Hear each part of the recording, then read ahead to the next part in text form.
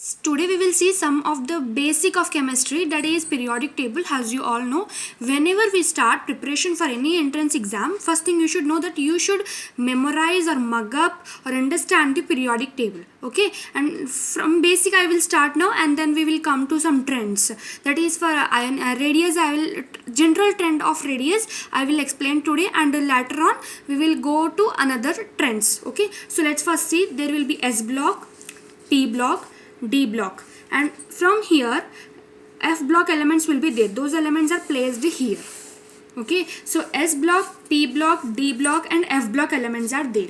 Here we should know that 7 periods and 18 groups, as you can see from 1 to 18. There are 18 groups and 7 periods in the periodic table. So first we will see this basic trend, that is for radius. Let's start. I'll show you this. From left to right, I mean from when you go from left to right, there will be decrease in radius. Okay, radius decreases when you go from left to right.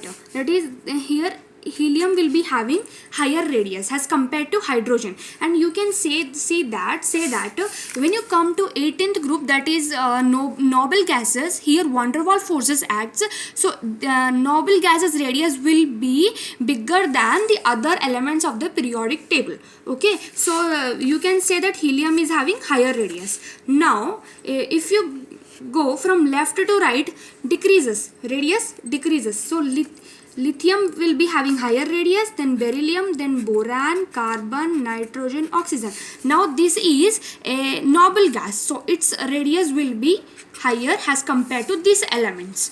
Okay, now you can say that from left to right, atomic radius decreases because the electron starts to enter into the same shell. Now we will see from top to bottom. Top to bottom, atomic radius increases always because new shell starts to enter. Now like this, sodium will be having higher atomic radius as compared to lithium. Potassium will be having less radius as compared to rubidium. Now here you can't say that the size increases, means francium size will be bigger as compared to cesium. No, that's wrong. Cesium will be having higher radius. Here relativistic effect acts. Okay, which effect here acts? Relativistic effect.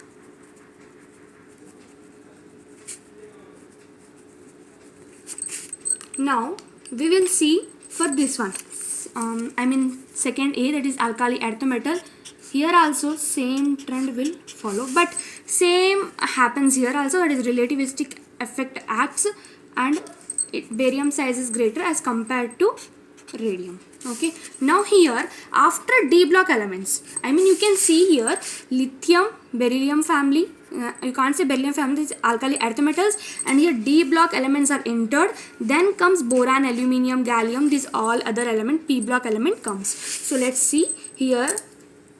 Boron size has an atomic radius increases, same here increases, but you will see that here you can see that after zinc there is gallium. Zinc and electron will enter into D10 orbital. Here there is some effects will act, and this gallium size decreases as compared to aluminium.